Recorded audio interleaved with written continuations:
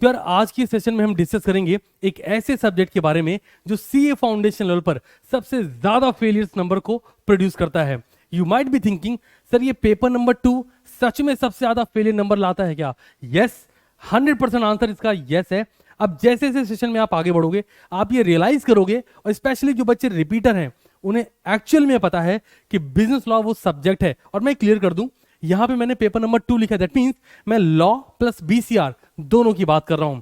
सोचो जरा क्या हो कि एक बच्चा है वो 15 दिसंबर 2021 को पेपर लिख के आता है अपना पेपर नंबर 2 बिजनेस लॉ, वही 28 पेज वाली कॉपी, पूरी कॉपी लिखता है ना, सारे क्वेश्चन अटेम्प्ट करता है, फिर आके एक वीडियो में कमेंट करता है हमारी, सर मुझे लगता है, वो बच्चा नया है मेरे लिए बट वीडियो में आके कमेंट करता है, सर मुझे लगता है कि शायद इस बार मुझे बिजनेस लॉ में आउट ऑफ 100 60 प्लस तो मार्क्स मिलने ही वाले हैं।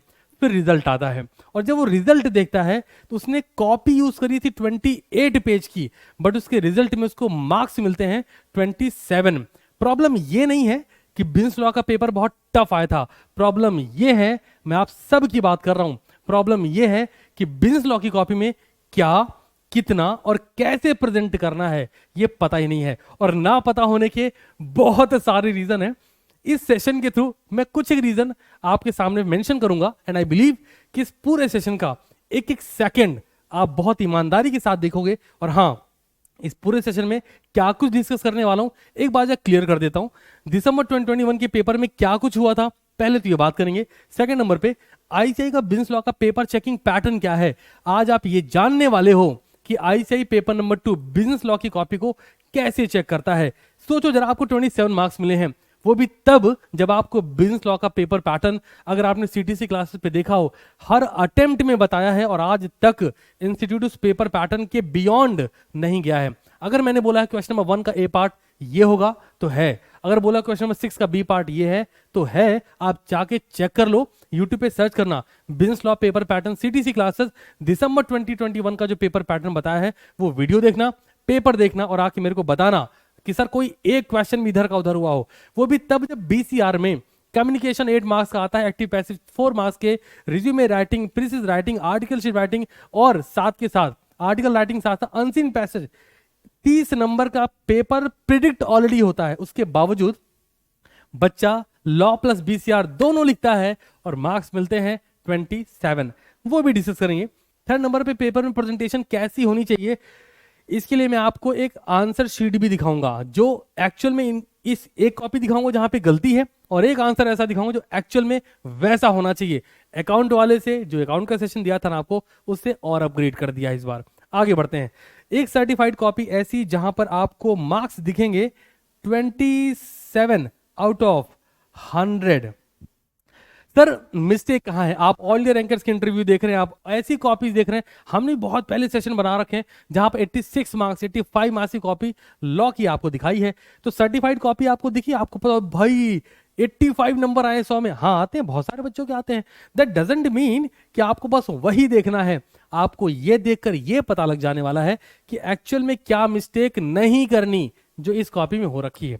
ठीक है जी, आइए। और एक टाइटल यहां मैंने लिख रखा है TPCJHLWJHAH, ये मैं अभी आपसे डिस्कस करूंगा ये क्या है, बहुत पेशेंस के साथ सुनना। एंड आई बिलीव कि ये सुनने के बाद, ये एक्चुअली मैं अपने ऑफलाइन क्लासेस में अक्सर करके डिस्कस करता हूं, आज आप लोग के साथ करूंगा। ठीक है जी, तो सीटीसी क्लासेस सीए फाउंडेशन पे ये है वो सेशन है ना, आईसीआई का चेकिंग पैटर्न, जहां पर मैंने अकाउंट्स के पेपर की बात करी थी और इस पेपर में इसको 29 मार्क्स मिले थे। आज जो आप कॉपी देखने वाले हैं ये है सर, है ना। पहले मार्क्स आपको दिखा दूं, टोटल मार्क्स 100, मार्क्स ऑब्टेन 27, कैसे मिला, क्या कुछ हुआ, वो सारी बातें करेंगे। और हाँ ये भी क्लियर कर दूं, आप इसको अच्छे से देख लो, आप में से किसी को ये डाउट नहीं होना चाहिए कि सर ये कॉपी कब की है। सर मेंशन है, ऑलरेडी मेंशन है 15 दिसंबर 2021 को, 13 दिसंबर को अकाउंट का पेपर था, 15 दिसंबर को लॉ का पेपर था। ठीक वैसे ही जैसे 24 को आपका अकाउंट होने वाला है, इमेजिन करो 26 को आने वाला पेपर, विजुअलाइज करो कि वो पेपर आएगा और जब आप लिखने बैठेंगे, और अगर आप जो आज मिस्टेक्स बताने वाला हूं उनमें से कोई मिस्टेक अगर आप कर रहे हैं, क्यों सर, ये देखो ना, अगर आप इस चीज को देख पा रहे हैं, समझ पा रहे हैं, ये देखिए लॉ की बात अगर करी जाए तो ये रहा लॉ, क्वेश्चन नंबर 1 से लेके क्वेश्चन नंबर 6 बिजनेस लॉ का होता है। Each question contain 12 marks, 5 question attempt करने होते हैं, क्वेश्चन नंबर 1 कंपलसरी होता है। और जब आप ऐसा करते हैं तो 12 मार्क्स के साथ 5 क्वेश्चन अटेम्प्ट करके आप लॉ में 60 मार्क्स और बीसीआर में 40 मार्क्स करके 100 मार्क्स का टोटल पेपर अटेम्प्ट करते हैं। बच्चे ने लॉ पूरा लिखा है, दिख रहा है ना। और आज मैं आपको प्रेजेंटेशन की वो मिस्टेक बताऊंगा जो इन जनरल आप देखते ही नहीं, समझते ही नहीं, क्योंकि आप ना पीडीएफ से पढ़ रहे होते हैं। लो बेटा ऐसा ऐसा बढ़िया बढ़िया एग्जाम्पल सुन रहे हैं, लिख के नहीं पढ़ रहे। बहुत सारी ऐसी मिस्टेक्स हैं, वो डिस्कस करूंगा सर। आइए शुरुआत करी जाए। तो ये क्लियर हो गया सर, 15 दिसंबर की कॉपी है, ठीक है। मार्क्स बता दिए 27 है। आइए अब जरा बढ़ते हैं। ये जर्नल इंस्ट्रक्शन दिए होते हैं जो जर्नल कॉपी में रहते रहते हैं। तो मैं ये बच्चा, पहली बात तो ये, अगर आप मार्क्स देखें इतना धड़ के नंबर काटे हैं भाई। और ये बच्चे ने, एक डाउट मैं आपको क्लियर कर दूं, इस बच्चे ने बीसीआर से लिखना शुरू किया था। कई बार बच्चे बोलते हैं ना सर बीसीआर से करे लॉ से करे। यहाँ पे आपको कोई प्रिडिक्शन नहीं डेवलप करना है ना, किसी ऐसा जजमेंट पे नहीं पहुंचना है कि अब तो मैं लॉ से लिखूंगा। नहीं, मैंने 85 मार्क्स वाली, जो 86 मार्क्स वाली कॉपी दिखाई थी, वहां पे उस बच्चे ने भी बीसीआर से स्टार्ट किया था। ये दिमाग की कमी है, प्रेजेंटेशन की कमी है, गलत लिखा है, इस वजह से मार्क्स ऐसे हैं। आप बीसीआर से लिखो या लॉ से लिखो, फर्क नहीं पड़ता है, मार्क्स मिलते हैं। ये मैं क्लियर कर दे रहा हूं। आगे बढ़ते हैं सर। तो मैं सीधे बिजनेस लॉ पे जाता हूं। बीसीआर के बारे में बाद में डिस्कस करेंगे, पहले लॉ आपको क्लियर कर दूं भाई, लॉ में क्या कुछ हो रखा है। ठीक है जी, यस। आइए जनाब, क्वेश्चन नंबर 1 से स्टार्ट करेंगे, ठीक है। ध्यान से ध्यान लगाइए और जो जो बता रहा हूं उसको सुनते समझते चलिएगा। हाँ जी, सेक्शन ए, क्वेश्चन नंबर 1 का ए पार्ट, जरा ध्यान से देखें। मैं क्यों दिखा रहा हूं उसका रीजन बता देता हूं। अभी मैं आपको बहुत सारी बातें बताने वाला हूं, फोकस बड़ा ज्यादा रखेंगे, ठीक है जी।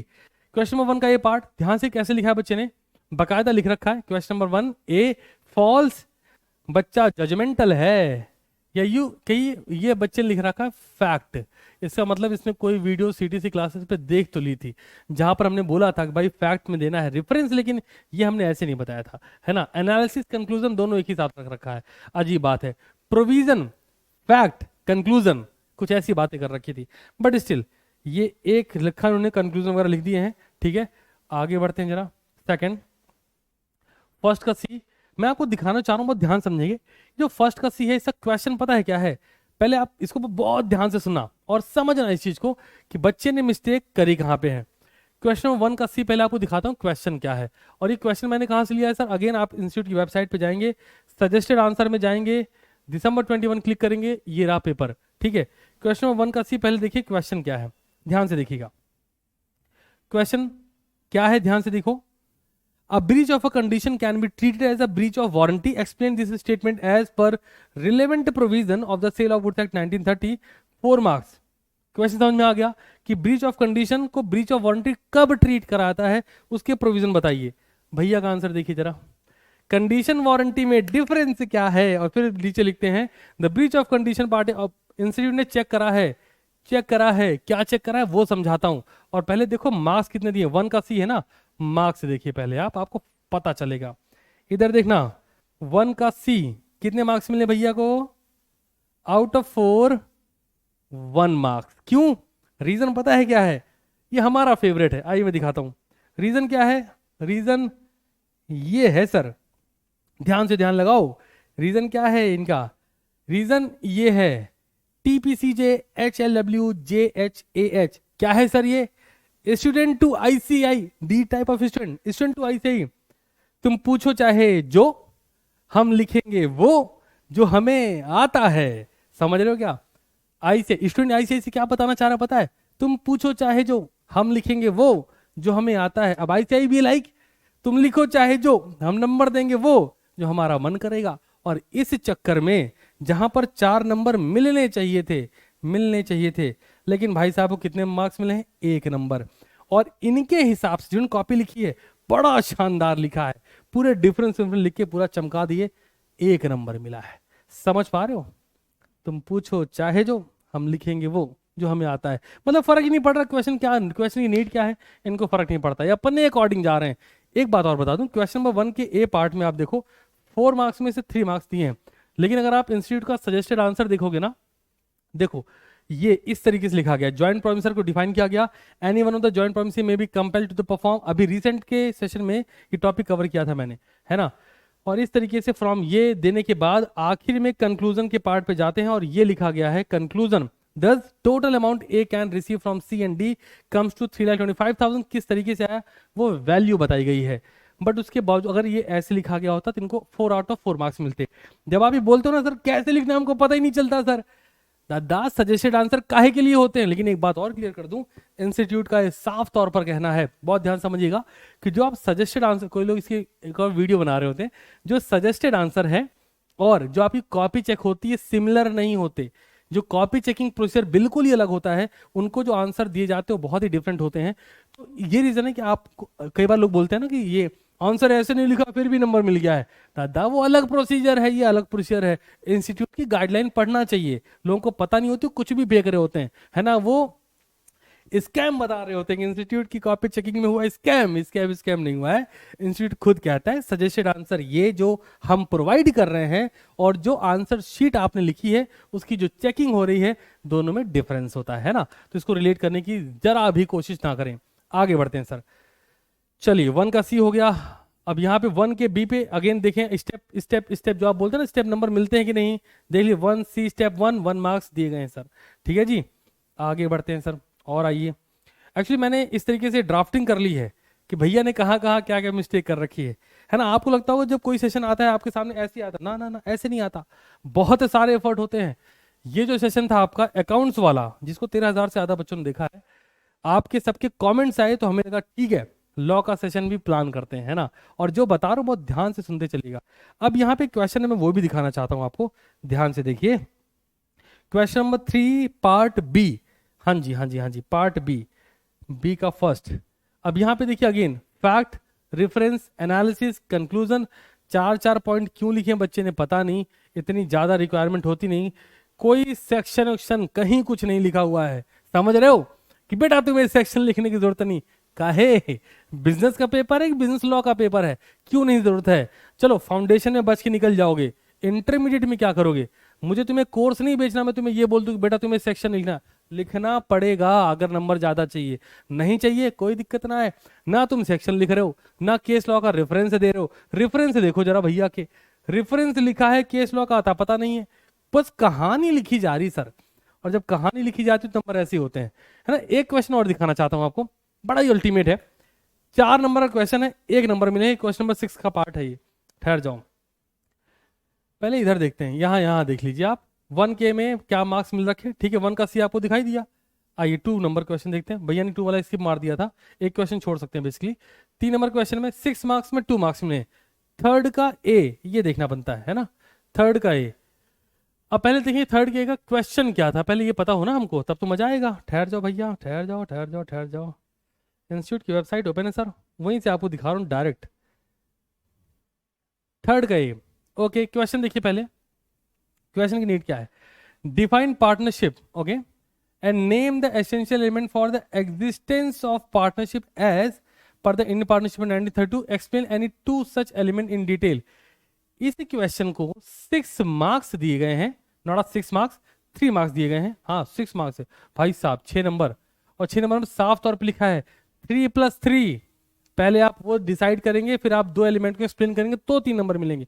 मतलब ये है, यहाँ पर 3 नंबर यहाँ तक के हैं, ठीक है, 3 नंबर यहाँ तक के हैं, ओके, और अगले 3 नंबर यहाँ से यहाँ है। लेकिन बच्चे ने समझने ना, कहते ना हम सीधे पार्टनरशिप लिख देंगे, आओ दिखा दे तुमको। तो थर्ड के में 6 मार्क्स में से 2 मार्क्स मिले भैया को। भैया को 2 मार्क्स क्यों मिले हैं, भैया की कॉपी देखो, इनको पार्टनरशिप की डेफिनेशन नहीं आ रही। पार्टनरशिप है ना, according Indian partnership act 1932 section 4, partnership is the relation between person who have agreed to share the profit of a business carried on by all, any of them acting for all. इतनी सस्ती definition भी रह गई, 3 number गए। Essential element में 1 2 3 4 लिखे, फिर कहे हमको नहीं पता आगे क्या होता है ना। और भैया ये भूल गए कि एक्सप्लेन भी करना था। अरे समझ रहे हो कि नहीं, क्वेश्चन की नीड क्या है, क्वेश्चन की नीड है, आ जाओ भाई, क्वेश्चन की नीड है पहले डिफाइन करो बस, फिर एसेंशियल पहले डिफाइन करो, फिर एलिमेंट बताओ, और फिर उन एलिमेंट में से 2 को एक्सप्लेन करो। क्या है क्वेश्चन की नीड, अरे समझ रहे हो कि नहीं, आओ जाओ इधर आ जाओ भैया। क्वेश्चन की नीड क्या है, पहले डिफाइन करिए, ठीक है, फिर एसेंशियल एलिमेंट बताइए, एसेंशियल एलिमेंट बताइए। जब आप इतना कर देंगे तो आपको मिलेंगे 3 नंबर। फिर इस एसेंशियल एलिमेंट में से 2 एलिमेंट को आपको एक्सप्लेन करना पड़ेगा। जब आप इतना कर देंगे तो आपको मिलेंगे अगले 3 नंबर। और भैया ने क्या किया, essential element of a partnership चमका के लिखे गए, बस 4 पॉइंट लिख दिया। भाई है तेरा ड्यूड है, इस 4 पॉइंट में 2 नंबर दे दिए भैया को। समझ रहे हो, ये बातें बहुत छोटी, लेकिन मतलब ये है ना कि क्वेश्चन ही नहीं पढ़ पा रहे हैं कि क्वेश्चन की नीड क्या है, क्या लिखना है, कितना लिखना है और कैसे लिखना है। प्रेजेंटेशन बड़ी इंपॉर्टेंट है। थर्ड हो गया। 4 नंबर क्वेश्चन देखें, 6 में से 4, 6 में से 2, 4 का बी भी देखना पड़ेगा हम लोग को। 4 का B, question number 4 part B. Okay sir, आप लोगों ने लाइक के थ्रू अपनी प्रेजेंट तो लगा दी है ना, आई बिलीव आपने लगाई होगी। आइए 4 का बी पार्ट देखते हैं क्या है। State whether the following are partnership, ये पार्टनरशिप है कि नहीं ये बताना था। A and B jointly question दिया गया है, कार ओन करते हैं, सब कुछ ठीक है। 2 firm each having 12 partner combined by an agreement into the firm. और यहाँ पे मार्क्स कितने मिलने थे सर, 6 नंबर मिलने हैं भाई साहब, है ना, 6 नंबर। थर्ड फोर्थ 5, ये इतने करने के बाद 6 नंबर, मतलब 6 पॉइंट में सिर्फ ये बताना पार्टनरशिप है या नहीं है। इतना काम, सस्ता काम है। आ जाओ जरा भैया का देखते हैं आंसर कौन सा है सर। 4 का बी ना, ठहरो मैं आपको दिखा रहा हूँ बिकॉज आपको पता होना चाहिए। और एक बात और, ये जो डिफरेंस लिखा गया आज तक सीटीसी क्लासेस पे ये नहीं कहा गया कि अगर आपको डिफरेंस लिखना है तो आप एक कॉलम और बेसिस ऑफ डिफरेंस का बिना बनाए लिखें। ये चीजें दिखा देती हैं कि बच्चा सीटीसी क्लासेस का तो नहीं है। लेकिन ठीक बात है, आपने हमसे कॉपी शेयर करी है तो हम एक एनालिसिस कर दे रहे हैं, है ना। इस बच्चे की बड़ी जिद थी, सर मेरी कॉपी देखो, मेरी कॉपी देखो। हमने कॉपी देखी, हमने कहा क्यों दिखाना चाह रहा है ये। तो भैया अगर आप मेरी वीडियो सुन रहे हैं, मुझे सुन रहे हैं इस वक्त, मैं आपसे कहना चाह रहा हूँ कि मैं आपसे कुछ नहीं कहना चाह रहा हूँ, पढ़ाई थोड़ा तरीके से कर लीजिए, ठीक है। ये मज़ेदार चीज़ नहीं है। आओ क्या ही कहूँगा भैया। 4 का भी क्वेश्चन आपने देखा, क्वेश्चन में बोला गया पार्टनरशिप है या नहीं है ये बताना है। भैया को देखो, फर्स्ट अटेम्प्ट किए, सेकंड अटेम्प्ट किए, पता नहीं कौन सा है, पता नहीं कौन सा है, इसी में छोड़े पड़े हैं, उड़ाए पड़े हैं। एक यहाँ पे इंस्टीट्यूट ने करेक्ट कर दिया, एक यहाँ करेक्ट कर दिया, इंस्टीट्यूट ने इसको देखा तक नहीं, अच्छी छी नहीं देखना, क्या लिख रहे हैं पता ही नहीं है। In this case they are combined in by an agreement, that's why they are not partner and the firm also not become partnership firm of both the firm। मतलब एक सज्जन को मैं सुन रहा था, वो किसी दूसरे सज्जन ने बोले थे, तुमने को सुना नहीं, हमने को बोला नहीं। मतलब समझ रहे हो, इस बात का कोई मतलब ही नहीं है। ये वही वाले हालात है, अंग्रेजी में हाथ तंग है, कुछ भी लिख दिया है वो सिचुएशन है, ठीक है। आओ बट ठीक है यार, लेकिन यहां से ना आप क्या सीख रहे हैं वो मुझे कमेंट करके अभी बताओ। आप इस सेशन को देखते हुए आप लॉ में क्या सीख रहे हैं, कि एक्चुअल में क्या करना चाहिए क्या नहीं करना चाहिए। आओ आगे बढ़ते हैं। 5 में 6 मार्क्स में 1 मार्क्स मिले, पहले क्वेश्चन तो देख लें। क्वेश्चन 5 का ए पार्ट है क्या, है ना, 5 का 1 है ना, हाँ जी 5 का ए, 6 मार्क्स में 1 मार्क्स मिले। पहले क्वेश्चन देख लेते हैं। आप चाहेंगे मैं आपको ये लॉ वाला पेपर ना आपके उस पर प्रोवाइड कर दूंगा। हाँ जी क्वेश्चन देखिए, बड़ा ही प्यारा question, sale of good side का है और वेटेज है 3 नंबर का, और भैया को नंबर मिले हैं बहुत सारे, है ना। आओ तो बेसिकली नॉट 3 नंबर का वेटेज है तो 6 नंबर का, क्योंकि ए पार्ट है तो फर्स्ट ये है और सेकंड ये है, और दोनों मिला के आपके 3 और 3 6 नंबर हो रहे हैं। मतलब पार्ट ए 6 मार्क्स का है। सेल ऑफ गुड साइड से एक कंडीशन दे दी गई है, और ये भी सेल ऑफ गुड साइड 1930 से दी गई, मतलब सेल ऑफ गुड साइड से 6 नंबर का एक न्यूमेरिकल बना, ठीक है। क्वेश्चन बड़ा ही सस्ता था। अब यहाँ पे जो भी कुछ पूछा गया है, सोल्यूशन लिखने का पैटर्न क्या होना चाहिए था, पहले वो दिखा दो, होना क्या चाहिए था, ठीक है। पहले आप वो देखो कैसे लिखना चाहिए था। ए का first point, condition as to quality और फिटनेस, सेक्शन 16 सेक्शन 1 को डिफाइन करा गया। फिर जाके हेंस, यहाँ पे वो बताया गया, हेंस टीके can not reject the timber, कि नहीं रिजेक्ट कर सकता। अल्टरनेटिव आप इस तरीके से भी लिख सकते हैं, ठीक है, वो भी इंस्टीट्यूट ने दे दिया। फिर बी पार्ट जो है वो right of stop in transit section 50 of the sale of goods in 1930, ये टॉपिक है, पहले टॉपिक का एक्सप्लेनेशन आया, ठीक है, और टॉपिक एक्सप्लेनेशन के बाद यहां तक एक्सप्लेन किया गया। फिर इन द इंस्टेंट केस या फिर इन द गिवन केस ऐसा करके लिखा आता है, और जो केस ला वो बताया जाता है आखिरी में, conclusion CDs insolvency can not claim the backs, ऐसा बता दिया गया। अब देखते हैं भैया ने क्या कर रखा है। आओ जी 6 नंबर में 1 नंबर मिले हैं, है ना, तो आप समझ ही जाओ क्या कर रखा होगा, बट फिर भी मैं दिखाना चाहूंगा, पता तो चले कि आपको क्या नहीं करना। अच्छा 4 के बाद 6 कर दिया है, बहुत अच्छे, ऑर्डर भी नहीं सेट है। 4 के बाद 6 किया, 6 के बाद 5 किया है। ये देखिए सर, फैक्ट पे आए, टी के order timber of which 1 inch for being made into drum, पता नहीं क्या है ना। बहुत सारी बात कंक्लूजन में लिख दिए हैं, बात खत्म कर दी है।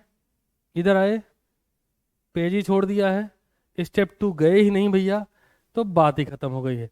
शॉर्ट एंड सिंपल मैं आपको बताने चाह रहा हूं इस पूरे सेशन के थ्रू, जो आपके माइंड में बात डालना चाह रहा हूं सिर्फ इतनी है कि अगर बिजनेस लॉ के पेपर में आपको एग्जैक्टली नहीं पता होगा क्या, कितना और कैसे प्रेजेंट करना है, मार्क्स नहीं मिलने वाले, आप कितने भी अच्छे पढ़ने वाले हो। अब आते हैं मेन कंटेक्स्ट पर सर। टेलीग्राम है, आप सर्च कर लेंगे सीटीसी क्लासेस। अब आइए इधर देखते हैं मिस्टेक हो कहां पर रही है ना, कहां पे मिस्टेक हो रही है। सबसे पहले मिस्टेक है सर पेपर के प्रेजेंटेशन पर, ये मैं बता चुका, पेपर के प्रेजेंटेशन पर सबसे बड़ा ब्लंडर हो रहा है कि कितना लिखना है नहीं पता, है ना, कैसे लिखना है नहीं पता, और क्यों लिखना है नहीं पता, मतलब क्वेश्चन के कंटेक्स्ट में लिखा ही नहीं जा रहा। इंस्टीट्यूट पूछ कुछ और रहा है, बच्चा लिख कुछ और रहा है, और नंबर की एक्सपेक्टेशन बहुत बड़ी है, और जब नंबर दिखता है तो उसका कलेजा दर्द होता है, कहता है यार ये कैसे आ रहा है ना।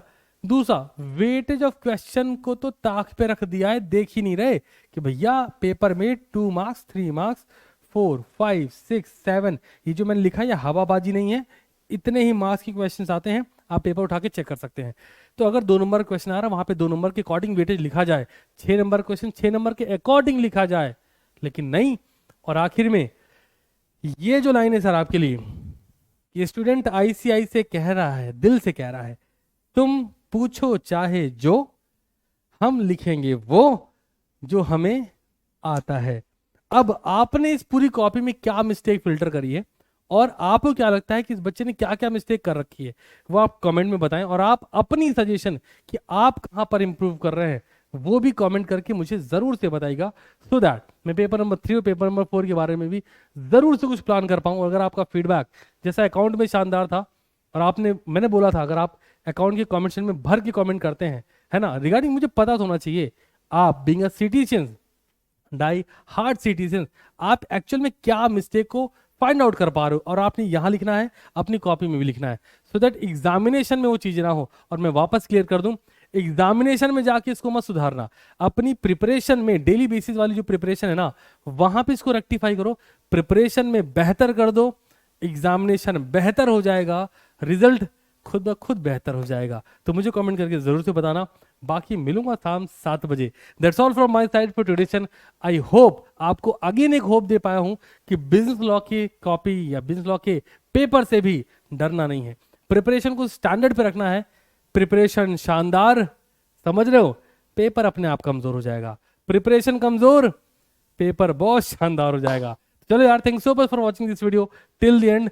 मिलूंगा बहुत ही जल्द, तब तक के लिए ख्याल रखें, शानदार रहें, पढ़ते रहें, कमिटेड रहें, और डीसीडी को जरूर से फॉलो करें।